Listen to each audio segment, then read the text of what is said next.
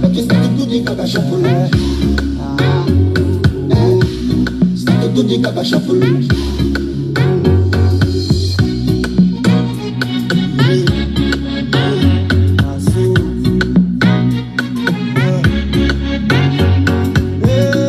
I no go lie for you. I want to tell you true. Anyhow, what the thing they do you, make you not say they do many other people too. I have a left today, and many people need such a doctor today.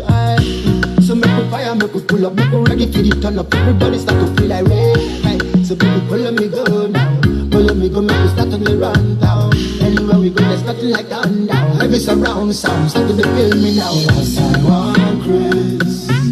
I want to bubble you from my grace. Yes, I want Chris. I want to bubble you from my grace. Oh yeah, make we start to do the gaga shuffle. Start to do the gaga shuffle. Oh yeah, make we start to do the gaga shuffle. Do the gaga shuffle. Oh, yeah, start to do the gaga shuffle. Make we start to bubble. As with the bubble, make we hustle. So when the money show, you go double. Make it smart, you know. Everybody know the truth, oh. And everybody get plan, oh. Tonight, make we execute them, oh. And as we get fire, light them in the sea, we don't know when they start to booga. Never think I'm because the rumors fire. Oh yeah, cause I want grace. I want to bubble you from my grace. Yes, I want grace. I want to bubble you from my grace. That's it. Oh yeah, make we start to do the gaga shuffle. Start to do the gaga shuffle. Oh yeah, make you start to do the gaga shuffle.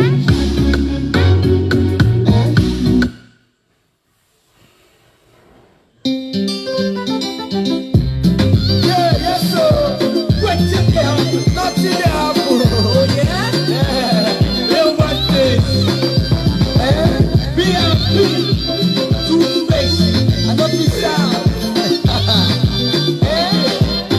Alright. Can you feel the sound? B.I.P.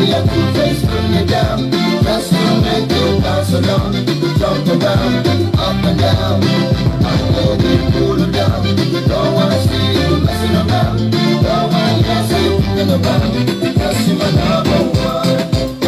My love is here to stay. Won't go away.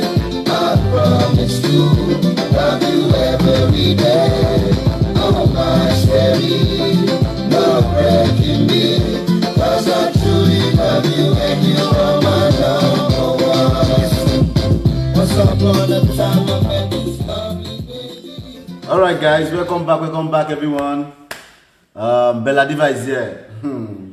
Ibire Sonny, welcome. Cuff Babe 01. Allow Mujib, welcome everyone. Kindly request me, the topic is Adiomade understanding, welcome. Can a wife accuse her husband of rape in a marriage? That is it. Damila Suko, I played your song. Alright, I will bring you back your song again. Alright, request me. Let's get some wisdom from you. What do you think about for a wife to accuse her husband of rape? Bamba. Titi Layomi 07, I see you. Welcome. All right. Now Mujib, Shalachalewa. I did for long. Yeah, Odi London. All right.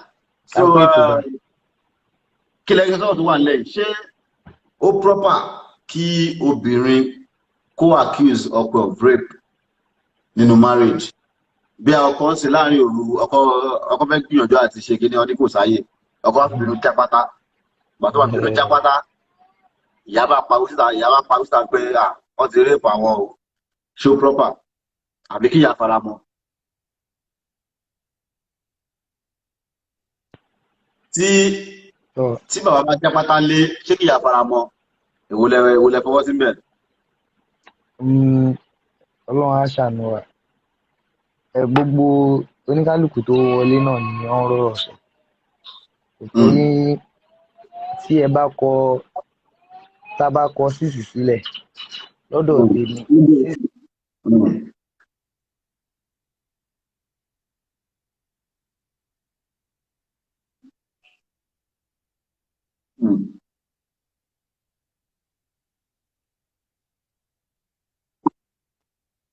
tó yọ ọlọ́run kọ́ọ̀lù wọlé sórí fóònù tá a bá kọ sísì sọ́dọ̀ tèmi ṣé ń gbọ́ mi à ń gbádùn dáadáa.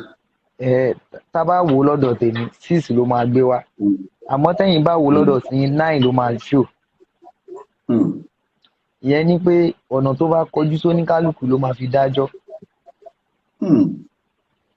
àkọ́kọ́ ń sìn ní tẹ́ bá mí ní bú ẹni tí ò tí máa rí o mo sọ bẹ́ẹ̀ o bọ̀ kóníkálukú try láti understand mi tẹ́ bá wo ẹni tó bá ti marry tẹ́ bá béèrè idea lọ́wọ́ ẹ̀ ọ̀rọ̀ tó máa sọ máa yàtọ̀ sẹ́ni tí ò tí marry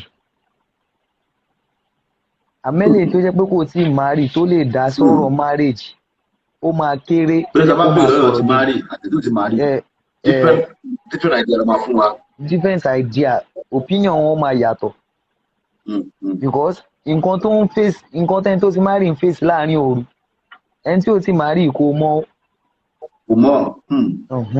so ó yàtọ̀ síra wọn lákọ̀ọ́kọ́ ń bẹ ni pé bàbá kíní kan CEO tán tẹ́ bá sọ̀rọ̀ tán yìí mo rí ìgbádùn wọn gan wàláì ìdí tí mo fi mú idea yẹn wá pé 6 tí mo fi ní ká kọ sílẹ̀ ni pé ẹ̀yin Ọlọ́run jẹ́ káwa náà dá Amẹ́ríkà ní rọrùn ẹ̀yin tẹ́ wà nílùú ìlú òkèèrè náà Ọlọ́run má ràn yín náà wálé lójijì nǹkan níbẹ̀ ni ìdí tí mo fi sọ bẹ́ẹ̀ ni pé kí ni ọ̀dọ̀ ẹ̀yin tẹ́ wà ní abroad 9 ni yóò kọ lọ́dọ̀ yín ọ̀dọ̀ àwa táwọn ń lé bíbá 6 ló máa kọ lọ́dọ̀ wa ìdí ni pé kí ni ìrí tẹ̀yìn rí lábúrọ̀dù ń bẹ̀ yẹn sí ẹ gbọ́dọ̀ kọjá àyè yín gbóbìnrin bá ti sọ ẹni tẹ́ bá ti fẹ́ràn òun tó bá ti járọ̀ òun lẹ́jọ́ fẹ́ tí òun ṣe pé ẹjọ́ kóra yín wá láti Nàìjíríà àfi kẹ́ ya rọra gbọ́ pé má rọra ṣe kó má lọ sẹ́wọ̀n bọ́ tó bá ti jẹ́ tàwa ń bíbá yìí tájọ wá láti bíbá rárá o a máa jọ wọ̀ fúnra wa ni ṣé obìnrin ló máa sọ pé ó fẹ́ gbé mi lọ sí kóòtù nítorí pé mo fẹ́ bẹ́ẹ̀ sùn ó dáhùn ta ló fẹ́ bẹ́ẹ̀ gbọ́ gan fámìlì wo ló fẹ́ bẹ́ẹ̀ dá sí so á dàbí pé àwọn gan máa sọ fún pé ó dàbí pé ìwọ ìyàwó yẹn ò ní làákàyè ṣé kọ́ pé wá lọ kí ọmọ ọ̀dọ́ mọ́lẹ̀ ni. sáré kan kan tí young blood sọ wọ́n ní if your wife is seriously not in the mood and you squabble your way into sex, it's like rape. Wife and husband should have such a communication that sex is never an issue of force between a couple. ọ̀rọ̀ gidi ni ọ̀rọ̀ gidi ni àmọ́ ṣe rí nínú nǹkan tí bí mo ṣe ń bọ̀rọ̀ mi bò ó ní pé ọ̀rọ̀ yẹn wàláì àgbọ́yé ó ṣe kókó gan láàrin lọ́kọláya ṣe wá rí nǹkan kan ni kò sí láyé ìgbà ti tẹ́lẹ̀ tó jẹ́ pé ó yẹ ká mọ̀ ń sìn ìtọ́ tá ń tọ́ ọmọ láyé ìjọ́un ó yàtọ̀ sáyè sí ó yẹ ká máa kọ́ ọmọ ní sex education ó yẹ ká kọ́ ọmọ. ẹ jẹ́ kí sáré ká àwọn comment kan tí mo rí bí títí láyọ̀mí 07 wọ́n ní rape is rape either married or not. Rape is not either married or not. Rape ló tọ́ ni nísìnyí ó ní pé ẹ rí gbogbo ọ̀rọ̀ yìí. ẹ má jẹ́ pé gbogbo táwọn ká ó lọ change ìbára sọ fún wa o. ok kó má wá sórí tèmi ó ní pé ká ní nínú nǹkan tá a wà yìí níbi tá a wà yìí nísìnyí láyé tá a wà yìí gbogbo nǹkan ti yàtọ̀ ìtọ́ táwọn ìyá wa tọ́ wa ti yàtọ̀ sí ìtọ́ táwa máa tọ́ ọmọ tí wọ́n ń sìn. bẹ́ẹ̀ láyé ìgbà tọ̀dọ̀ tí yín tán tó ẹ̀yin bẹ́yìn ṣe wà yín sìn wọ́n ń lo aṣọ náà fi ń dèdí fún yín wọ́n ṣe fi dèdí fẹ́yìn yẹn àwa náà bá ń bẹ̀ àwa náà bá a tán faṣọ aṣọ náà ń lò fún as pampers nísìnyí pampers náà ń lò fọ́mọ ó wá máa lo ó máa change ẹ̀ kí tọ̀rọ̀ tẹ́ máa tutù ẹlòmíì máa lo ẹyọ kan ó máa lo sílẹ̀ ní wàhálà tí oníkálukú nìyẹn àmọ́ ti yàtọ̀ ká ní gbogbo à ń fúnkọ́ ọmọ ní sex education ni pé ọmọ báyìí báyìí ni gbogbo kíní ìṣeré kò ní sí ẹni tó máa sáré lọlé ọkọ gan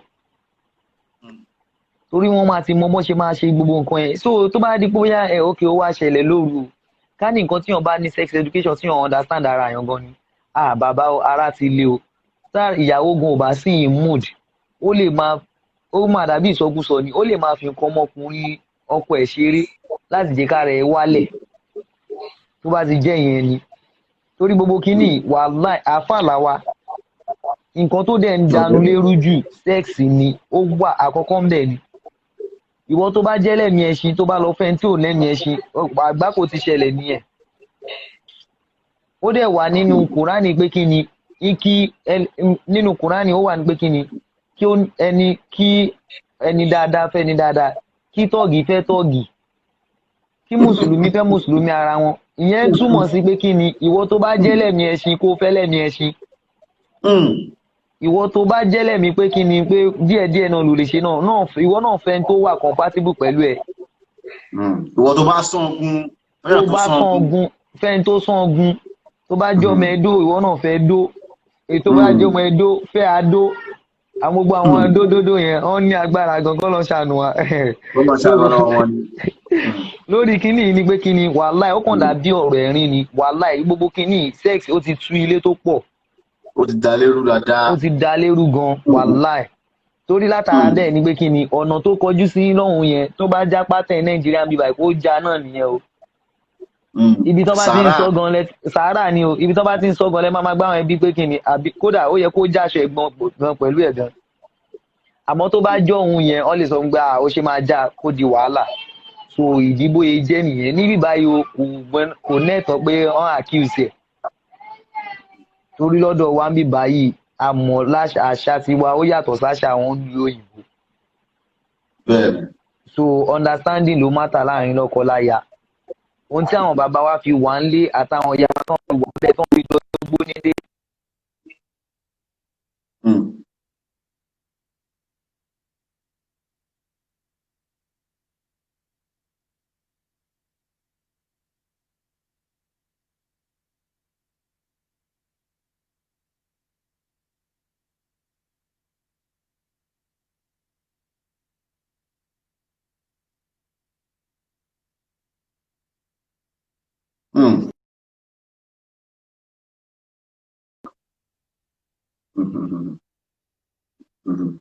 Allow Mujib network ti lé allow Mujib kúrò ìlà.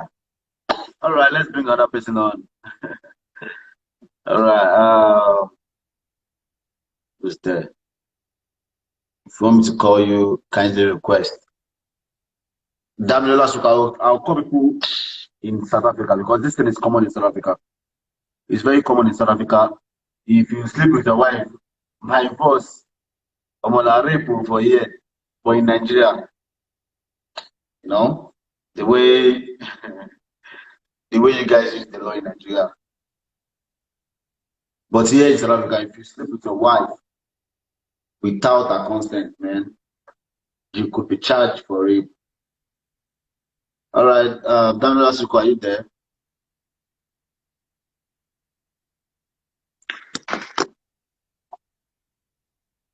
Daniel Asuku, sleeping on the bicycle.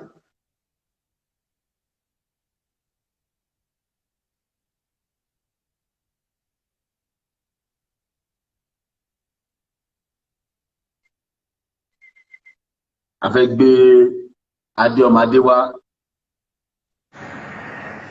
Èèyàn rí la fi ń júwe èèyàn rí. Adéọmọdé understanding. Ọlọ́run nìkan ni kò sí ohun tá a lè fi wé o ẹ̀sán ààbò irúwé wo ni wọ́n fẹ́ jẹ́ náà. Ṣé ẹni pé màlá fún wa? Àwa á dẹ̀ fẹ́ nu kọ́ màlá fúnra wa. Alhamdulilayi Rabbil Alamin. Gbogbo àwọn tó lákọ̀ọ́mú wa bí tàǹgìrì. Mo rí rírì. Lórí ọ̀rọ̀ tí everybody sọ gbogbo aláàrí wí gbogbo aláàrí sọ. Ìlú gbọ́ngàn lọ̀rọ̀ yẹn. Ẹni tí mo nà. Ẹ̀mú àgbẹ̀lẹ̀. Àgbọ̀dẹ̀ yóò wà. ẹ sọ pé ìlú àràbò lèmi wà abroad kan níbi ìlú àràbò. òfin bí tún yàtọ̀ òfin ọ̀dọ́ tún wá yàtọ̀ sí gbogbo náà tó sọ ìwé ẹ̀ gbọ́dọ̀ ṣe sí bí o ẹ bá ṣe sí tẹ́tẹ́ ṣe sí ẹ̀ ń ṣàwọ̀ àdúgbò àìrí ẹ̀ mọ bó ṣe ń lọ náà ọ bá lọ ṣe sí lásán kó o ti lọ débẹ̀ ló ti fẹ́ mú pátá ó kàn pààyàn ẹ̀wọ̀n ni ẹ̀ pààyàn lásán pé àbó ìṣiyèrè sórí ẹ̀ yìí ni ẹ̀wọ̀n ni ó ṣiyèrè wà á bá rẹ̀ ń bẹ̀ abusing language first so kéèsì ọ̀dọ́ wa ọ̀tọ̀ọ̀tọ̀ ni.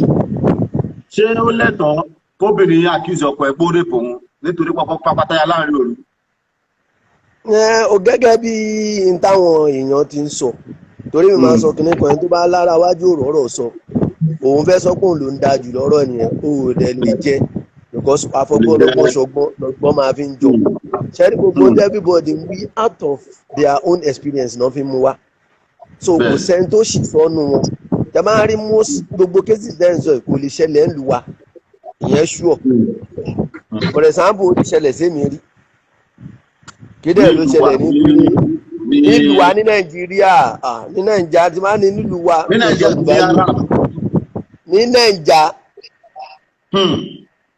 nàìjíríà ni mo sọ tó kò lè ṣẹlẹ̀ ọkùnrin ò lè gbọ́ ọ́yà máa jánu lé wá dàrú mi ò ṣe kọ́ nọra fọ́ lójú ní tó lè ṣẹlẹ̀ worst nìyẹn ṣe wá rí àwọn nǹkan kan wà tẹ́ pé irúgbà tàlájà tí mo ní mo disagree pẹ̀lú alájà ẹ̀jẹ̀ ń bẹ̀rẹ̀ ń bí ọ̀rọ̀ alájà ṣe rí tọ́ máa ní ẹ̀sìn lábẹ́ fi ṣe many things láà follow ní ọ̀rọ̀ ẹ̀sìn o because according to Islam kẹ́ tó fẹ́ obìnrin ẹ̀yin ẹgbọ́n wọn fẹ́jìn ni ẹ má jẹ́ àlò Islam ẹ jẹ́ àlò ṣẹ̀ṣẹ̀ àwọn bàbá wa láyé àtijọ́ tọ́ bá mú obìnrin lọlé tó tẹ bá fẹ́ yàwó sí ọ máa fún yín ní white tanki one tank yẹn náà máa fi mọ̀ bóyá ẹnìyẹn ti lu wò àbí ò lu wò ẹ ti gẹ́tẹ̀ máa ká máa fi gbogbo ẹnu láàdù ẹ̀ wọ́n máa fi mọ̀ pé ẹni ti lu wò àbí kò lu wò ṣe gẹ́tì sí so láyé àtijọ́ mo fẹ́ já àwọn tó máa ń lu mú tó mọ̀túmọ̀ mú tó máa ń lu imú tó ń lu ẹlòmíì ò mọ̀túmọ̀ ẹ̀ wọ́n máa fi differentiate yẹn tán ti bá sympathy ẹ̀jẹ̀ àtẹ̀tísímù ẹ̀ sì wà lódìdí ni ẹ tó bá ti dá múlu fún àṣànà ni wọn á wò pé eléyìí ti kú mẹ ọmọ rẹ ò lumú ọ̀làjú náà ń kíbọ̀ tá a fi ń ní ẹ̀sìn ni ẹ̀sìn ò gbé wá bẹ̀ Egypt náà ti kọ́ àṣà yẹn Egypt ni so tọ́ dẹ̀ máa fi ń ṣe náà máa fi ń differentiate yẹn tọ́ máa ti rí pé eléyìí tí wọ́n ti lu simple akẹ́ni but ọ̀nà ọbẹ̀ yẹn kọ́ là ń lọ ní tí mo fi ní mo against àwọn ní pé gbogbo tí ẹ̀sìn mú wá kọ́ là ń follow kẹ́ tó fẹ́ obìnrin sí ẹ̀gbọ́n lọ tọ́ wò ẹjọ ta ni òkín tẹsán ní gbogbo àtàǹfẹ́ yà o ẹ ti fẹ́ lẹ́nu gan ẹsẹ̀ kejì lẹ́tí máa bẹ̀rẹ̀ pé ọ̀gbẹ́ni wàá jẹ́ tẹsán mọ́tò ti fẹ́ rà o bóyá bírèkì ẹ̀ ń fi èlìṣà mọ̀ bóyá ó ń jọ ẹ́ẹ̀lì àlèmọ̀nà tó kún bọ́ nì àbí tuntun so abẹ́ jẹ́nu iṣẹ́ owó ẹ̀ ti gẹ́ẹ̀tì ń sìn so èyí mo ṣe ni mo disagree pẹ̀lú wọn lẹ́ẹ̀kan tó bá jẹ́ pọ́rọ́ ẹ̀sìn làwọn fẹ́ fi sí ṣé ẹ̀sìn la fi jọ fẹ́ra wa.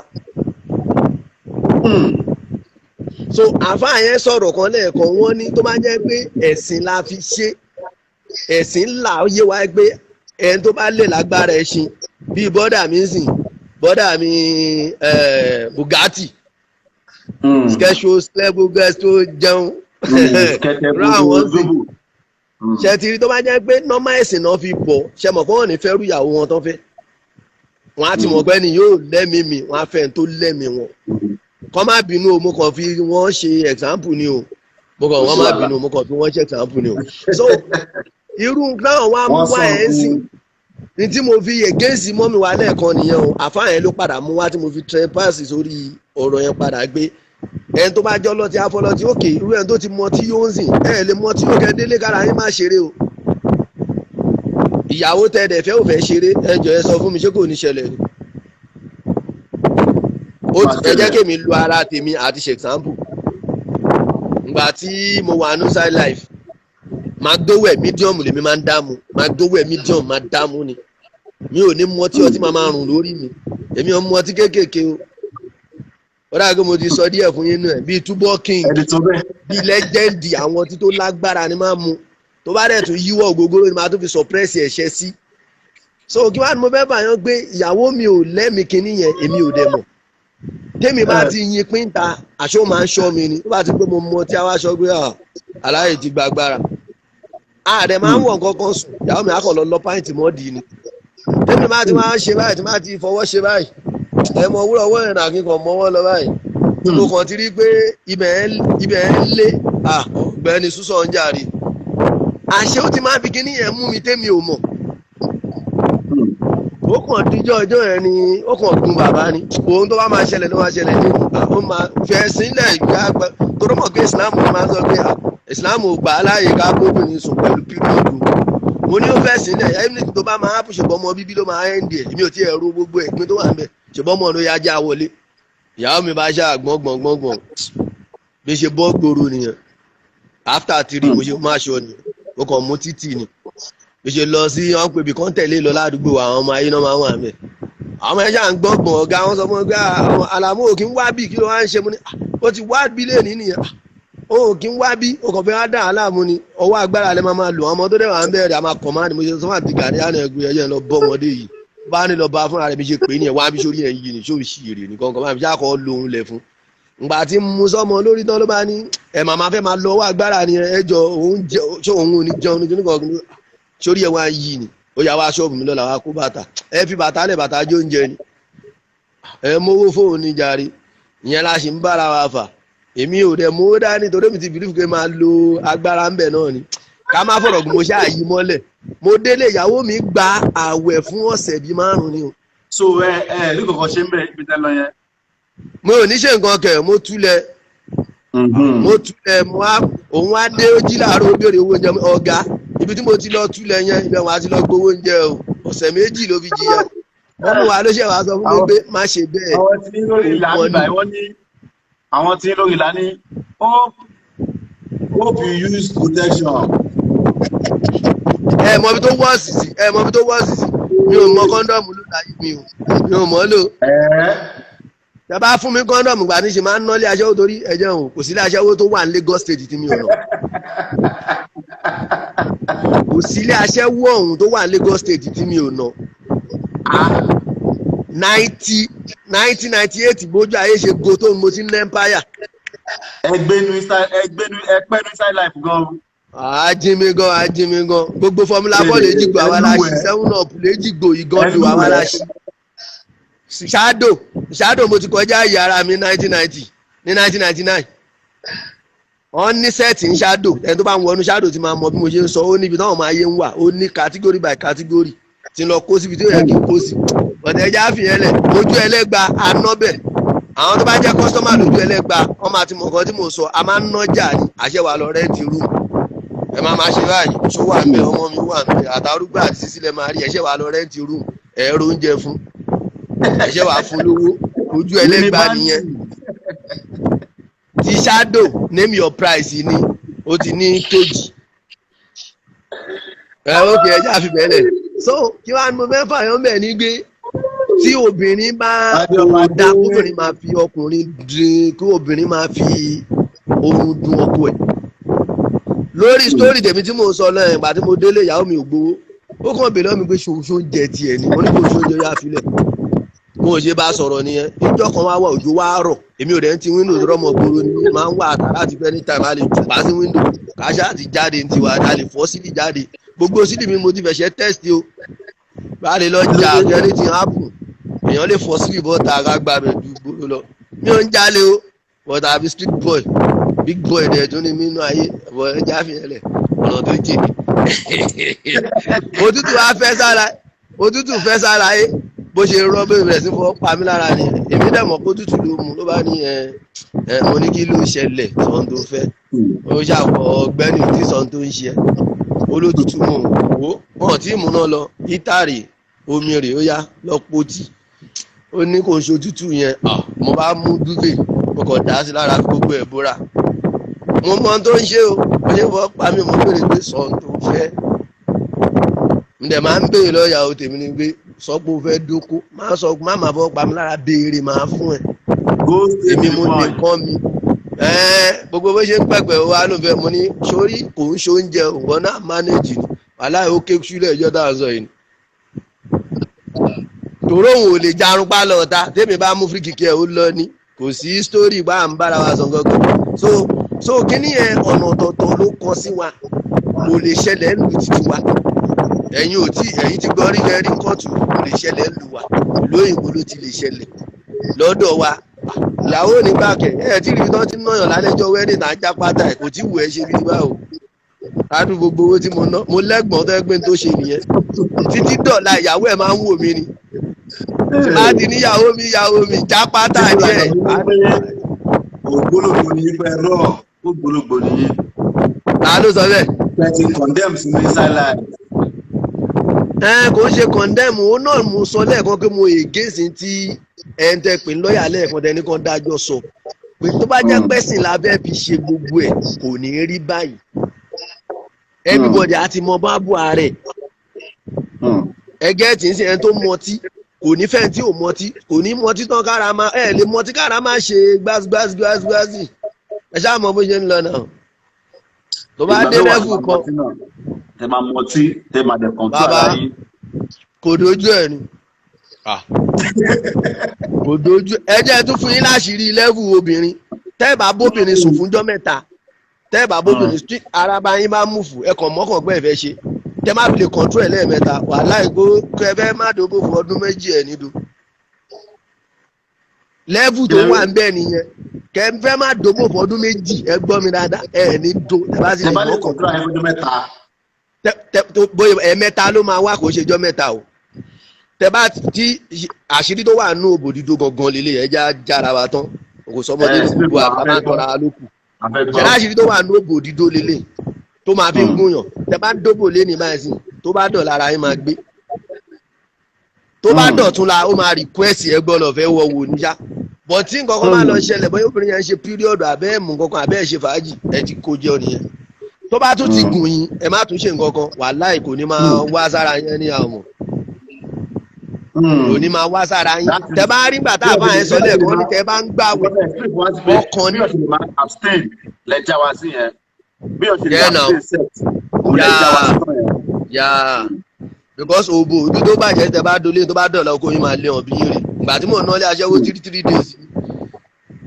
Aji proper ṣe ń gbọ́ sex education.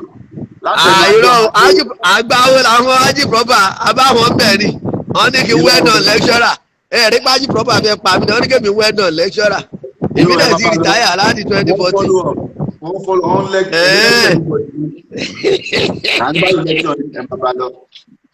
so nǹkan náà ń ṣàánú fún wa ni òfin yẹn kò ṣiṣẹ́ lọ.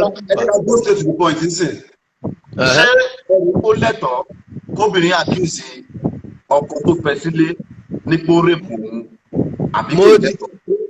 kò lẹ́tọ̀ọ́ lọ́dọ̀ tiwa ní nàìjíríà ti wa lẹ́tọ̀ọ́ bíi tiwa wo ẹ̀wọ̀n ni pé àwọn kan sọ pé tó bá wo obìnrin ṣe òun ni mo sọ pé wọ́n yá orúkọ mi lò lẹ́ẹ̀kan ẹ lè lọ understanding díà ó kè jẹ́ ẹ̀ṣẹ̀ kan ó lè ti mọ̀ pálágbára ẹ̀ṣẹ̀ ní tẹ́ bá ti lè wọ́ tán ó lè jẹ́ bí ẹ̀mẹjọ lẹ̀ máa fẹ́ lọ so òun dẹ̀ ti lè wo pé ó ti máa wò pé bóyá bó ṣe máa ń gùn yín yẹn ló ṣe máa ń gùn yín àwògbá mi ò lè lọ round 6 lẹ́nìí mi ò lè rọjú round 2 lọ so òun ò tí ì mọ máìndì yín bọ̀ tó máa rí ní pẹ̀lú pé díà mi ò ní ṣe púpọ̀ ẹ̀kan náà ti tó kan jẹ́ ń tọ́wò irú èmi ń sìn mi ò ń ṣojú kan mi ò lè bóbìnrin sùn lẹ́ẹ̀kan kó láti ṣe tán láyé màá níjọ nítorí Ọlọ́run jẹ́ ń ṣojú kejì yá mi jẹ́ ń ṣojú kejì yá mi jọ ojú méjì mo ní jẹ́ ń ṣojú kejì so tẹ́bá tí wọ́n á ti jọ mọ̀ pé lẹ́nì mẹ́rin lágbára ẹ gbé ó gbọ́dọ̀ gbà ní kí lẹ́jọ́ lórí ẹ̀fún ẹgbọ́n tẹ̀gbọ́n kan sọ lẹ́ẹ̀kan ó ní ìwọ tó mowó gbà wàá mọ tí bí ṣe ni o obìnrin náà dẹ̀ sọ lẹ́ẹ̀kan ó ní owó wa ni à ń gbà ní ìyẹn náà dẹ̀ ní kíní yín ni ẹ̀ gbà ní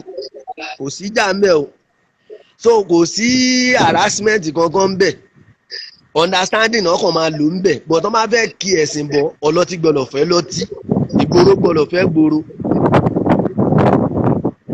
tí gboro bá lọ fẹ́ inside room get inside náà ti ṣe ra wọn bẹ́ẹ̀ o torí gboro lè dé sí òun ò ní ìgboro òní ṣẹ̀ṣẹ̀ máa fọwọ́ rẹ̀ lára ọ̀gbẹ́ni kí ló ṣẹlẹ̀ kí ló happen fi ibẹ̀ lẹ́jàre ohun ló máa fi bẹ́ẹ̀ ta àǹtí Adékẹ́mi mi ò kílì yín yẹ o wọ́n ní you want to kill me here you want to kill me here mi ò kílì yín o fáàtì là ń sọ so kò harassment kankan ń bẹ̀ òun mo ṣe ni mo disagree pẹ̀lú yàn ẹ̀ lẹ́ẹ̀kan kò sí harassment ń bẹ o because nǹkan mi ni torí ká má bàa máa ṣèṣekúṣe náà la fi ń fóbìnrin náà so gbogbo kínní méjì dẹ̀ ni àti igi o àti kànga o méjèèjì nǹkan kan náà ni ṣe ti gẹ́ẹ̀tì nísìn gbogbo tó wà lára obìnrin kò lè request nǹkan méjì tó bá ti fi tọ̀ kò wúlò tó bá ti fi tọ̀ kò wúlò mọ́ lẹ́yìn títọ̀ ó kàn máa wà ń bẹ̀ bí oṣù kárí tọkùnrin dẹ̀ rè kò wúlò náà tó náà bá ti tọ̀ tó bá ti gbéra kó rórí wọ nìkan ni so a rí jù bẹ́ẹ̀ lọ kò sí harassment mi ẹ̀ máa kàn máa tàn ara sí kìnnì ní nàìjà but the best of the best tó máa fẹ́ jẹ́ ká tó bó ṣe yẹ kó lọ ọlọ́tí fẹ́ ọlọ́tí kí jẹntúbọ́ ìfẹ́ jẹntúbọ́ kí gbòòrò fẹ́ gbòòrò kájọ múra wa àti mọ̀wọ́ ara wa alákọ̀wé falákọ̀wé ọ̀rọ̀ wọn alákọ̀wé àtọmọ gbòòrò lè fẹ́ra wọn kó jọ dáadáa ìyá sorry there don't do like that don't do wèrè wo kó ṣì kó ń bíjà ìta lólóyìnbó ṣì ọ̀gbẹ́ni fún mi nìkan báwọn ọmọ tèmi ṣe máa ń ṣe ohun yẹn gangan nìyẹn ilé iṣẹ́ èmi ò kó ìbò jọ kò ní bàjẹ́ olùwàdùnmí ọmọ ya ṣẹlẹ̀ àbàṣàrọ̀ ọgọ́ta mílíọ̀nù àmì ní South Africa lórí bẹ́ẹ̀ play màlá fún wa máa play ẹ̀ fúnra wa. ẹ má wọrí màlá máa fún yín sí next special request. ẹgẹ́ lómi wọlé bọ̀dẹ̀jú ẹja finalize ọ̀rọ̀ wa ẹ má yí ọwọ́ lálẹ́ yóò pépà ni ẹ fún wa o èmi ò gbádùn left hand yẹn máa ń convince mi left hand yẹn máa ń convince mi ọkọ mo tẹ̀lé irú tèmi ìbáyìí sí tírì ní fẹ́ mú ẹ bá máa kọ tírì ní máa mú tírì lọ́kàn mi ti múlẹ̀ ẹ̀kọ́ tírì ọ̀rẹ́ bàbá. àsìkò ti lọ ọpẹ́ bẹ̀rẹ̀ ṣòde nì sọ àsìkò ti lọ. tírì ni máa mú kẹ máa kọ́lẹ̀ ẹ̀kọ́ tírì náà ni máa pè. I do understanding. I will take one more caller and we'll go ahead to the giveaway games. Because a brother of ours gave us 50,000 naira today to share to 5 people. So brother wa ni wọ́n láti Tirelon ní Surulere. Wọ́n wá sórí show wa leni. Àwọn àbáláyé wa ní Surulere nìyẹn. Wọ́n wá sórí show wa leni ní nǹkan tí wọ́n mọ̀ yìí ṣe yìí mo gbàgbé gan máa fún 50,000 bá mi fún àwọn márùn kì í fi ginger show ẹ. I really appreciate you, Oluwanishola. I appreciate you so much, my bro. God bless you. God bless everything you touch. Amen. All right. I'll take one more caller, then we'll go ahead to the giveaway game, and that will be the end of the show for today. All right. Who is there? If you want me to call you, you can request me and I'll give you a call quickly. Quick one, please. Triple A, the proper son. Triple A, the proper son. Aida.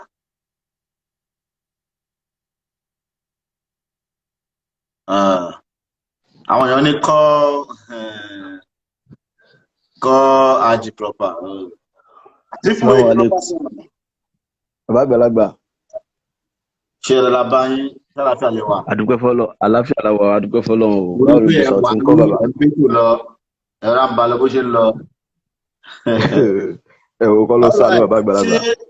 Ṣé rò pé ó lẹ́tọ̀ọ́ àbí tó dáa kí ìyàwó ilé kó àkíyèsí ọkọ ẹ̀ tó jẹ́ pé ọkọ lórí aya kó wá àkíyèsí ẹ̀ torí pé ọkọ já pátá mọ́jú kó wá àkíyèsí ẹ̀ pé ó rè bù ẹ̀ ni. Ṣó dáa ṣó lẹ́tọ̀ọ́? Ẹ̀rí question tí ó wà pa ni but brother mi tó sọ̀rọ̀ tán nìsín more bless Adéọmọdé níbàjẹ́ fún bàbá. Understanding ni. Wọ́n ti sọ púpọ̀ ọ̀rọ̀ wàláì sóbìrì àsìláwà kò lè ṣẹlẹ̀ ní Nàìjíríà wa o wàláì sóbìrì àsìláwà ká mú ti rọ́pò ká tó fi ti rọ́ sí kò lè ṣẹlẹ̀ ní Nàìjíríà wa ẹsẹ̀ ní láti sọ. Ẹ jẹ́ kí sáré pé èèyàn kan ẹ̀rọ máa yẹn o Bugatti. Don't leave the show, okay? I'll be calling you next. After the proper son, I'll call Bugatti. Bugatti, hang on and be there. I'll call you in a few minutes. All right, my brother, you know. Hello? My brother, you know, I'm glad. Okay. So, ẹ̀rí àwọn tá wà ní outside. most especially ní Kútọ̀nù irú kéèsì yẹn ìyá kan wà tó yẹ kó ó máa ń handle kéèsì yẹn ni ìyá yẹn kì í tẹ́ fẹ́ gbọ́ pé bóyá èèyàn rape obìnrin àbí èèyàn ṣe anything sóbìnrin tí ò dáa ó máa kúrà ó máa. ṣé kóòtù nìyá náà wà? kílẹ̀ sọ kóòtù ní adájọ́ ni tó bá ti lè tí àwọn ọmọ ilẹ̀ bá ti tó bá fẹ́ ọmọ Nàìjíríà tó jọkùnrin tọmọ Nàìjíríà bá ti ṣe kí o dá sí hàn tàbí tó bá ṣe kí wọ́n lọ gbàwé lẹ́ẹ̀kan ni o ibi ìbùn tẹ bá bá bẹ́rò lásán tẹ bá bá bẹ́rò jẹ́lẹ̀ wọ́n lọ gbàwé fún yín ní police station ni níbi tán ya wèrè dé so o ní pé ní Nàìjíríà ní àwò pé but o ti ń da relationship jù o ní test torí pé kí ni ẹlòmíràn ẹni tó ń da relationship lójú ní kí ni ní sex torí gẹ́gẹ́ bí brọ́dà mi ṣe sọ brọ́dà mi tó sọ̀rọ̀ tán Adéọmọdé ìgbà tí ọkọ jẹ́ àwọn ará ohun ẹni tó jẹ́ pé márùn ní mọ̀ sí bẹ́ẹ̀ mẹ́wàá sì ni ìyàwó nìsín kò lẹ́mí ẹ̀ so dandan ni yóò lọ wò ta ìyàwó sì lè má fẹ́ gbà pé kọ́kọ́ wò ta so ìyẹn ó máa cause problem ìyún ẹ̀kíní ẹ̀kejì wá ni pé ní Nàìjíríà pé gẹ́gẹ́ bí àfáà mi ṣe sọ̀rọ̀ lẹ́ẹ̀kan pé èyí darí kóòtù dé kí n yóò dọ̀rẹ́ confam ni o àwọn gbé mi lọ sí court àwọn àpàdà dé ọjọ́ máa fẹ́yìn ẹ̀yìn kí n dáfẹ́ máa fẹ́ kò sọ̀rọ̀ ń bẹ̀ mọ́ o ẹ̀yìn kólúkálukú gba alẹ́sà gbójú ni o so ìyẹn báyẹn but confam ni àwọn ọjọ́ lọ sí police station bá a padà dé àwọn àmọ́ wò pé bóyá irọ́ kò lè jọ o so ìyẹn báyẹn so ní outside àwọn kankan wà tó yẹ pé èèyàn gbọ́dọ̀ ṣe tẹ́kùtẹ́ bá ṣe ibi tí ò dalẹ̀ yóò ti bá rẹ̀ yàn ok mo ní brọ́dà kan nìsín ó fẹ́ bí nínú ó fẹ́ ọmọ Kútọ̀nù ọmọ ilẹ̀ ló fẹ́ ó wá bímọ bí 4 ó wá mú 2 lọ sí Lagos ǹjẹ́ believe pé bó ṣe mú 2 lọ sí Lagos yẹ bó ṣe dé báyìí ìyàwó lọ gbàwé fún lẹ́ẹ̀kan náà ni o ìyàwó gbàwé fún débi pé wọ́n threatening rẹ̀ débi pé ó kó àwọn ọmọ yẹn padà o ó kó àwọn ọmọ yẹn padà láti Nàìjíríà ó kó àwọn ọmọ yẹn padà so àwọn òfin kan wà tó yẹ pé kò lè happen ní Nàìjíríà tó yẹ pé àwọn táwa ní outside àwọn òfin orí kò ní tí irú ẹ bá lọ ṣẹlẹ̀ ìyàwó tí mo fẹ́ kì í sọmọ ilẹ̀ iná bí sí but kò dé Nàìjíríà rí ìfẹ́ ti tèmi ló fi lọ Nàìjíríà ọmọ Ẹdẹ ni but ilẹ̀ iná bí sí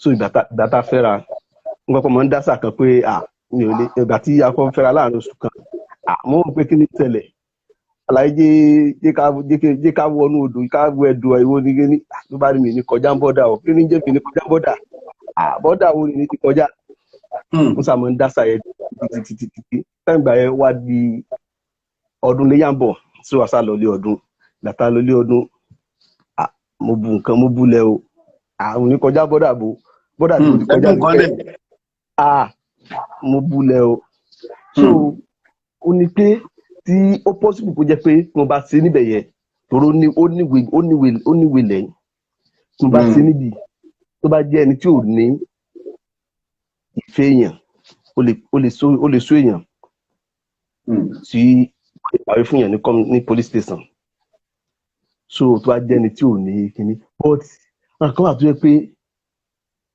tí wọ́n bá ṣe àti nílẹ̀ yóò àti ní kíní o ẹ̀mẹ́yà àwọn mílíọ̀nù ẹ̀kú tí wọ́n ọjọ́ gbé àwọn lọ sí Nàìjíríà tó bá dé Nàìjíríà tó bá padà dé báyìí ìyàwó lọ gbàwé fún nílẹ̀ kan náà pé ìgbà tó gbóhùn lọ sílùú wọn ó sì tí ò dáa fún ó sì kíní kan fún un and then most of àwọn ọmọ ilẹ̀ yìí fẹ́ travel lọ sí Nàìjíríà tó bá ti di pọ́ ọmọ Nàìjíríà nìyẹn wọn ò ní fẹ́ tẹ̀lé ìyàn lọ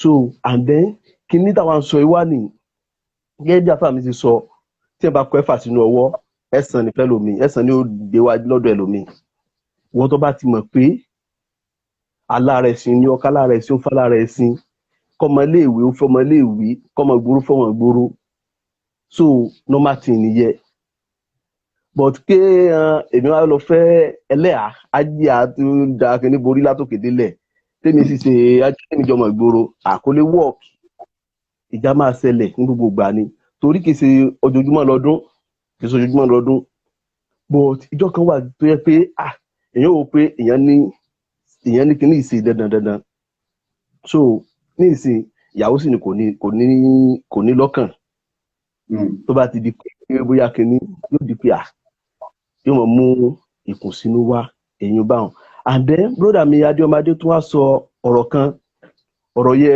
lẹ́rí brother mi yẹ wàláì mo respect wọn wàláì àwọn ọ̀rọ̀ tó máa ń sọ mọ́ make sense wàláì sọ ń bí dára sí láwà wà tó yẹ ni pé tí èèyàn bá ti ń lọ díẹ̀ bá ti ń bọ̀ láti díẹ̀ bá jọ ń fẹ́rẹ̀ yẹn gbọ́dọ̀ ní understanding gan tí ò bá sí understanding ìjà máa ṣẹlẹ̀ always wàláì tààlà ìsọ̀rọ̀ bí dára sí láwà ìjà máa ṣẹlẹ̀ tíjà bá sì ń ṣẹlẹ̀ ó máa kọ́ ti relationship for example mo lẹ́nìkan ó máa ń sọ obìnrin ni wọ́n á sọ fún mi pé ọkọ tó ń fẹ́ tó bá ti ṣe ẹ̀ka báyìí ni máa ń sùn so ìyàwó ni kì í lè bóyá mo kàn tí kì í ò ní ìyàwó bí ṣe máa ń sọ̀rọ̀ yẹ mo wò pé ìyàwó ni kì í ṣe ẹni tó yẹ pé tí wọ́n bá ṣe ẹ̀kan fún un yóò satisfy ló yé ọ̀nà wo ni ìyàwó ò ní fi lọ wò ta tó bá di pé ìyàwó ń wò ta nìsín tó bá ìyàwó jalè pé kìlì kan ìjọba bẹ̀rẹ̀ sí ní ṣẹlẹ̀ ìjọba bẹ̀rẹ̀ sí ní ṣẹlẹ̀ ní so bẹ́ẹ̀ náà ló wà lọ́kùnrin àgbà ló yá nìsín tí ìyàwó mi bá wà sọ pé kìnìkan ó ti fẹ́ lé mi sí yóò lé mi síta nìyẹn o ó ti mọ̀ ó mọ̀ mí striker ni mí o striker àdìpàdé brother striker ni mí so ní ṣẹlẹ̀ ní ó náà mọ̀ ó ti ṣe mistake níjọ́ kan tó yẹ pé àárín ọ̀sẹ̀ kan mi wà nílé tí mo lọ sí hòtẹ́ẹ̀ tí mo lo ọ̀sẹ̀ kan nínú hòtẹ́ẹ̀ ó ti mọ̀ pé mo lọ gbé hòtẹ́ẹ̀ fún àwọn ọmọ ìta náà ní ó mọ̀ mí gan ní pé èèyàn gbọ́dọ̀ mọ orí ẹ̀jẹ̀ bá fẹ́ ó mọ̀ mí tó bá ti lè tíjà bá ti lè ṣe kí báyìí tó bá ti di pé bóyá ọ̀rọ̀ kìíní fẹ́ ọdún ọ̀kẹ́ tó bá mú kọ́kọ́rọ́ báyìí mú fóònù mi náà ní problem bí tó bá ti lè mú fóònù mi báyìí ó ti parí kó èmi ò rẹ́ ìgbà kan so bí ṣe ń lọ nìyẹn o brother mi ò lè parọ́ fi o. all right brother mi kò ní bàjẹ́ fún yín ẹ ṣe gan. àmì. so ẹ jẹ́ ká tún fẹ́ lómi ní opportunity kan fún wa a máa gbé Bugatti wọlé Bugatti la fẹ́ gbé wọlé ń sìn. okay no problem. because àwọn èèyàn ti ń pe Bugatti látàrọ Bugatti ló ń pariwo yín báyìí wọ́n ní topic Bugatti ló ń pariwo. balẹ̀ gbọ́ balẹ̀. all right where is Bugatti o àwọn ti Bugatti bá Bugatti sọ̀rọ̀ lálẹ́ yìí. Bugatti dà.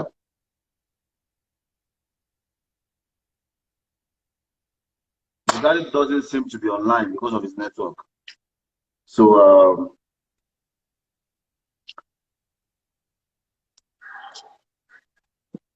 okay, Bugatti is not online. All right, let's go ahead with our giveaway. 50K is available for giveaway. My brother from the hood, láti tirẹ̀ lọ́wọ́ oṣù wà lẹ́nu náà ní ẹ jẹ́ ká sponsor show yín pẹ̀lú 50K pé kí n bá wọn pè fáwọn tiwa. Èèyàn 5 people will go home with 10K each. All right. Okay. It has been a culture on this show. Láti máa yí ọwọ́ culture wà nìyẹn. So that will be the game. So guys, request me. Let's go ahead with the game. Request me. Let's go ahead with the game. It is our culture to yí ọwọ́. Yọ́wọ́ is our culture. All right.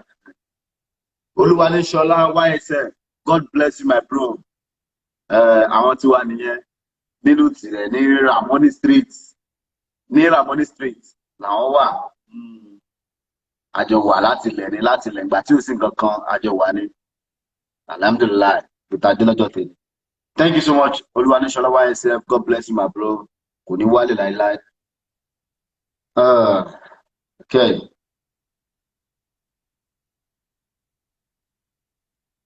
So tani ká kọ́ gbé wọlé náà.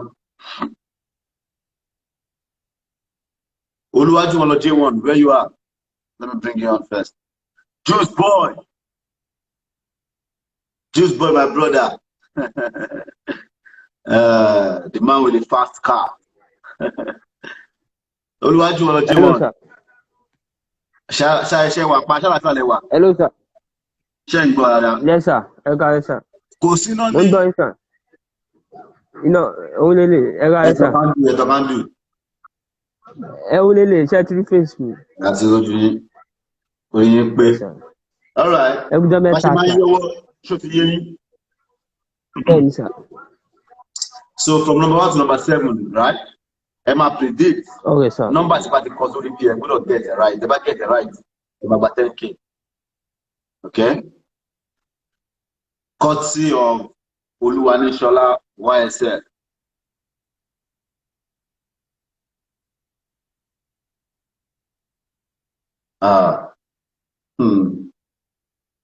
J1 àbí ẹ̀yà network yín ò dá o, a máa pẹ̀lú mi.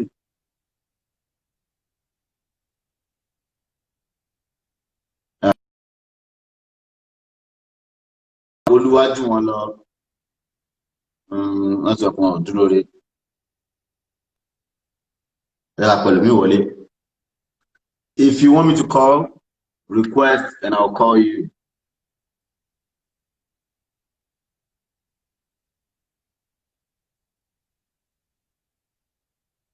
Okay. Oh.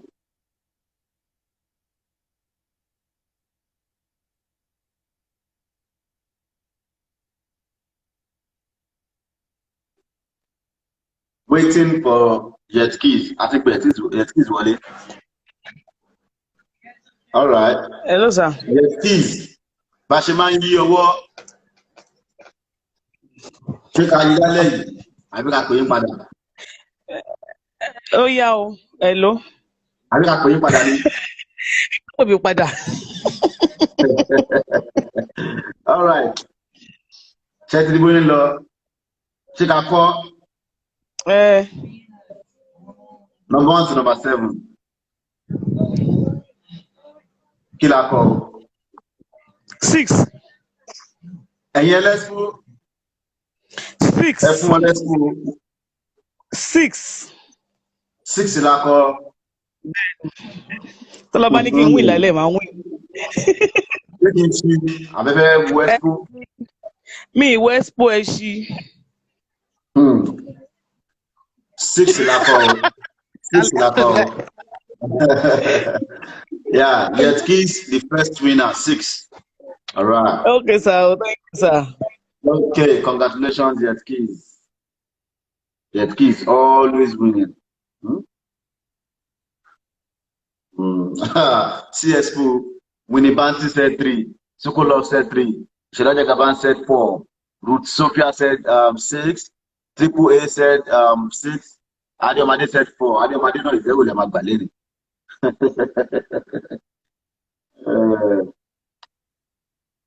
Oh yeah, all right. Okay, let's go. Don't sleep on the bicycle. Congratulations to Jetskis. That's our first winner for tonight.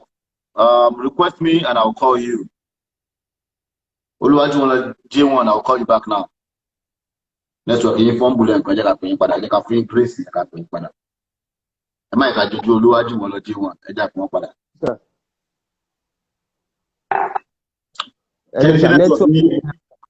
Bẹ́ẹ̀ ni, sir.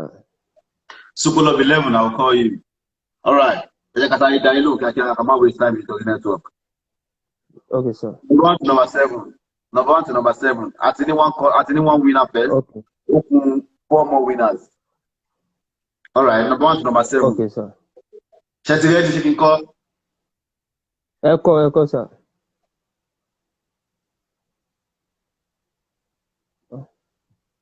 Kí ni mo kọ? Ẹ̀yin tiwa kí la kọ? Ṣé ní the expo ni? Expo is allowed. This is not JAMB examination center. Expo is allowed. Èmi Ẹ allow jọ̀ọ́ expo mi. bẹ́ẹ̀ So comment section please ẹ drop fún the mi expo. expo ẹ jọ̀ọ́. Comment Drop section ẹ the jọ̀ọ́. expo. Network kan jẹ́ kó wà mo dáadáa. Hello guys on the comment section. Drop your expo. Ọ̀gá ti fún mi Oluwajuwolo need your help. Oluwajuwolo need your help. Allow Mujib said 4. Clem said 4. Ishala Jagaban said 2. Winibanti said 4. Balensi said 4. 4. Bola Crown Fashion said 14. Mo mú 4. Kí lẹ mú? 4. Mo mú 4. 4 lẹ bá lọ. Bẹ́ẹ̀ni sà. Ṣé ká ṣí? Sí sà. All right. The answer is 2. 2 la kọ. Oh. 2 la kọ. All right, ẹ ṣí. Ẹ ṣí ẹ jẹ́ ká pẹ̀lú pé wọlé. Ẹ ṣí. All right. I don't want to rush you guys. Please, it's boring for me. I didn't rush me too. It's becoming boring. I want to dance. Guys, let's dance. Nothing boring, kí ló dé. I'm serious. I'm serious.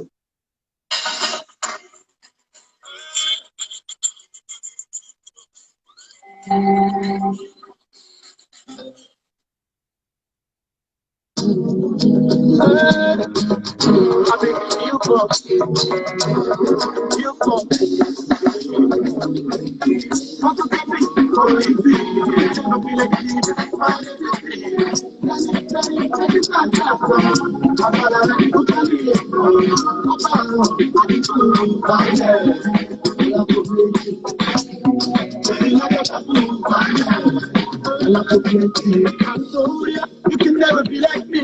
Now I see no people raggedy. I am not happy. Everything better. Now he could also back to look the legate. Melo la better. You know he had it better. I'm so worried. I tell you coming on. I do not want to. I need to get that.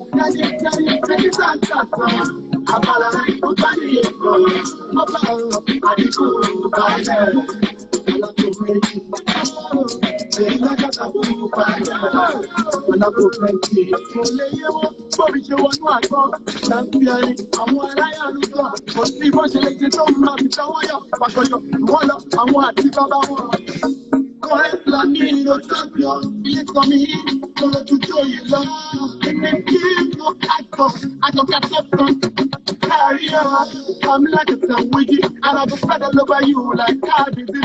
Everything but you understand me. This young good just where they respect me. Every time they stop, they get it. And that's so hot. You make me feel I'm saying I'm okay. You make that thing. If I know they're passing, you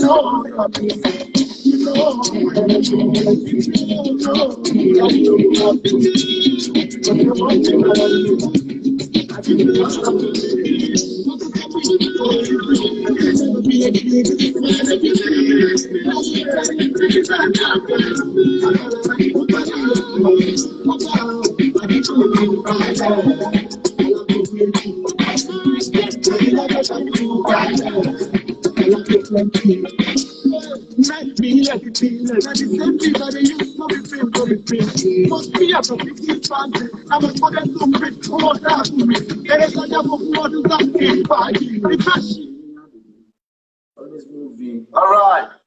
Always moving. We are back. Let's continue with the game. Are you guys ready? If you are ready, give me thumbs up and the game will continue. Are you ready?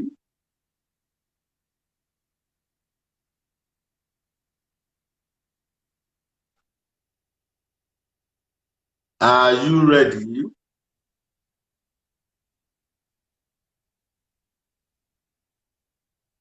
Okay. If you want me to call you, request me, I'll call you.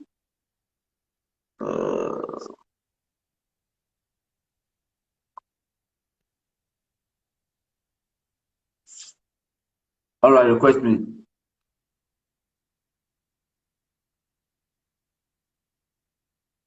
Ẹjẹ́ àpàlà òmùdí wọlé káàkiri àtẹ́fẹ́ dára lẹ́yìn. Ẹjẹ́ àpàlà òmùdí wọlé náà. Let's see. Hello, bàbá. Hello. Sà. Ṣé rẹ́dì? Àbí àpèyí padà? Gbé padà kẹ̀. Ọlọ́run jẹ́ mú lọlé o. Ṣé bí pẹ̀lú ìyá wa ni àbí àpèyí padà? Ìyàwó mi wà láyé. All right. Kí mú lọlé fún ìyàwó ni o. Ṣé ká kọ́ number 1 to number 7? Ó yá. Number 1 to number 7. Kí la kọ́ o? Yé orí mi ò kí lẹ́kọ́ báyìí. Kí la kọ́ o? Ibi tá wà yìí kò ń ṣe jam class. Ẹ ní àǹfààní àti wọrí comment kẹ bá comment lọ. Àwọn ẹlẹ́sìn wà lórí comment. Àwọn tó wẹjú wọ́n wà lórí comment ẹ lè bá lọ. Ọlọ́run. Adéọmọdé ní 1 ni mo kọ. Fọlákan Fashion said 1. Ìjọba Gaban said 1. 888 Propersen said 3. Ruth Sophia 2. Yeah, àwọn ẹ̀sìn tó wà lẹ́fún yín nìyẹn. 2, 3, 6, 1. Wọ́n ṣàkọlọ̀ bẹ̀rẹ̀ náà bójú kà. Ọlọ́run. Olúwafẹ́mi ní 4 ni o. All right, Winnie Banty ní 7. Fọlákan Fashion said 3. Tọ́tà mi bá mi báyìí, kí ni mo fẹ́ mú báyìí? Eléyìí pọ̀ o. Ọmọ ẹ̀rù ta ló máa fún mi pé expo ti pọ̀ ju orí mi ọ̀gán ọmọ ilé tó fẹ́ mú. Ó dáa. One. Kí lẹ mú? 1. 1 lẹ́bàá lọ sí kí ṣí. 1. 1. All right. Wọ́n ní 1 làwọn bá lọ. 1 lakọ o. Aláàkọ́. 1 lakọ. Aláàkọ́ inú mi. Wọ́n gbà o. Mo ní wo. Expo pass. Ọlọ́run ṣeun o. Èèyàn tó fi expo pass wọ́n tún lọ́lọ́run ṣeun.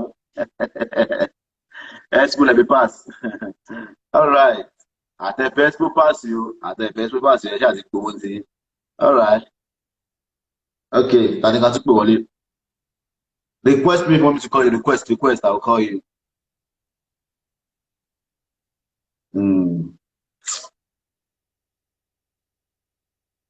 Okay, Ruth Sophia said I should call. Let me call Ruth Sophia. She have been asking me to call. Please call me, sir. Please call. Okay, Ruth Sophia. Wow. Ruth Sophia, we have 24 seconds left. Instagram is cutting off in 24 seconds. So I'll be coming back on live. So when I come back on live, I'll call Ruth Sophia.